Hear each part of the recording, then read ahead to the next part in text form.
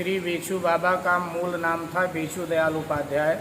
ये उपाध्याय वंशीय ब्राह्मण थे। इनके पिता की मृत्यु जब ये युवा अवस्था में प्रवेश कर रहे थे तभी हो गई थी। इनकी माताजी भी बड़ी विदुषी थी।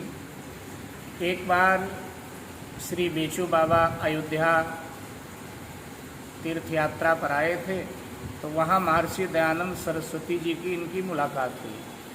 महर्षि दयानंद सरस्वती जी के प्रवचनों से बड़े प्रभावित हुए बेचू बाबा।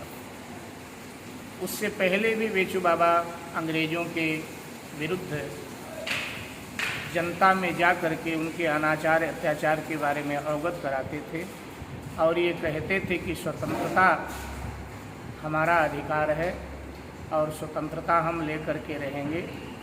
तो जब महर्षि दयानंद सरस्वती जी से इनकी मुलाकात हुई तो उन्होंने इनके भावों को और चार चांद लगा दिया। उनसे प्रभावित हो करके जब ये इकौना लौटे तो फिर इन्होंने अपना अभियान और तेज किया। इसकी भनक जब अंग्रेज़ों को पड़ी तो अंग्रेज़ों ने इकौना के राजा से कहा कि इनको दंडित करो। तो इकौना का राजा अंग्रेज़ों का चाटुकार था, बड़ा ही दुराचारी व्यभिचारी पापाचारी था। उसने बेचू बाबा को कैद करवा दिया और नंगे बदन पर कोड़े बरसाए। ये गौ भक्त थी, इनकी गौशाला थी, सो गौशाला और गायों को छीन लिया। बेचू बाबा फिर भी ईश्वर इच्छा मान करके और अपने अभियान में लगे रहे, अपने कर्म में लगे रहे।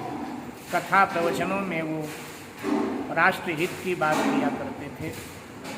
एक दिन राजा अपने हवेली से निकला था तो इनके घर के पास से ही रास्ता जाता था, वहीं से वो निकल रहा था। इनके आंगन में पीपल का एक वृक्ष था। अब वृक्ष पर चिड़िया आदि रहा ही करती हैं।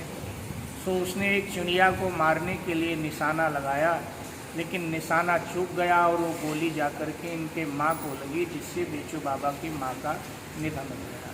कहा यह भी जाता है कि उसने जानबूझ करके इनके माँ की हत्या किया था और बाद में चूँकि जनता बगावत न करे इसलिए कहा कि हमने तो चिड़िया पर निशाना लगाया था, लेकिन गलती से निशाना चूक गया और गोली इनके माँ को लगी। खैर जब ये आए, लौट कर बाहर गए थे, लौट करके आए, शाम को इन्हें सारा कारण पता चला। इन्होंने राजा को जाकर के तीखी फटकार लगाई और कहा कि मैं ब्राह्मण हूँ, मशक दंश बीते हिम त्रासा, जिम द्विजद्रोह किए कुल नासा। लगता है कि अब तुम्हारे कुल का विनाश होने वाला है, तभी तुमने ऐसा किया है। क्योंकि ब्राह्मण पैठ पताल चले और ब्राह्मण 60,000 ले जा रहे हो, ब्राह्मण 100 की समुद्र लियो और ब्राह्मण छत्रिन कै दल मारो, ब्राह्मण लात हनि हरिको और ब्राह्मण यदुवंशिन संघार्यो, ब्राह्मण से जन बैर करे कोई, ब्राह्मण से परमेश्वर हार्यो। सो बेचू बाबा आए अपने आंगन में, जहाँ पीपल का वृक्ष लगा था, वहीं माँ का दाह संस्कार किया और दाह संस्कार करने के बाद में अनशन करके बैठ गए और अनशन करके अपने प्राणों का त्याग कर दिया। इससे पूरे क्षेत्र में इस बात की चर्चा फैल गई और जनता इकौना नरेश की आलोचना करने लगी। बेचू बाबा को देवत्व प्राप्त हो गया और वो ब्रह्मदेव बन गए और ब्रह्मदेव बन करके उन्होंने राजा का समूल विनाश कर दिया।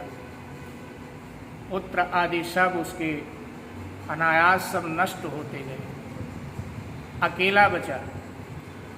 अंततः बड़ी प्रार्थनाएं किया और तब बेचू बाबा ने उसे स्वप्न दिया कि मेरा यहाँ मंदिर बनाओ, मेरी तुम पूजा करो।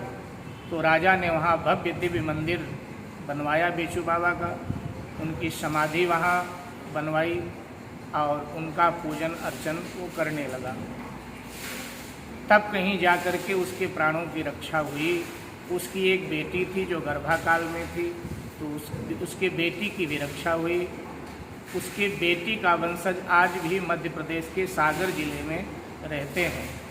और एक मुलाकात में आदरणीय पंडित चेत नारायण शुक्ल जी जो स्वतंत्रता संग्राम सेनानी थे, तो उनके चरणों में बैठने का मुझे सौभाग्य मिला।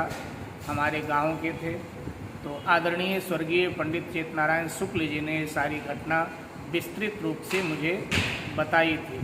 तो आज भी कहते उनका वंशज वहाँ है और वेचू बाबा का बड़ा भव्य दिव्य मंदिर है। इस मंदिर की मान्यता ये है कि जिसे कुछ प्राप्त करना है वहाँ मान मनौती मानते हैं कि भाई हम इतने ब्राह्मणों का यहाँ भोजन कराएंगे, और जब इस प्रकार से मान मनौती मानते हैं तो उनकी वो मान मनौती पूरी हो जाती है। सत्यनारायण की कथा, भागवत कथा, राम कथा वहाँ होती है। अच्छा, वहाँ जो भोजन ब्राह्मणों के निमित्त बनाया जाता है वो देसी घी होना चाहिए, शुद्ध गाय का घी। अगर कहीं मिलावट घी है तो जैसे ही कड़ाह में डाला जाता है आग लग जाती है। लोग अपनी मनोकामनाओं को पूरा करने के लिए वहाँ पधारते हैं और उनकी मनोकामनाएं निश्चित रूप से एक वर्ष में पूरी होती हैं। इस तरह से श्री वेचू बाबा महाराज राष्ट्रभक्त थे, ईश्वर भक्त थे और अब ब्रह्मदेव के रूप में वो वंदनीय हैं, पूजनीय हैं।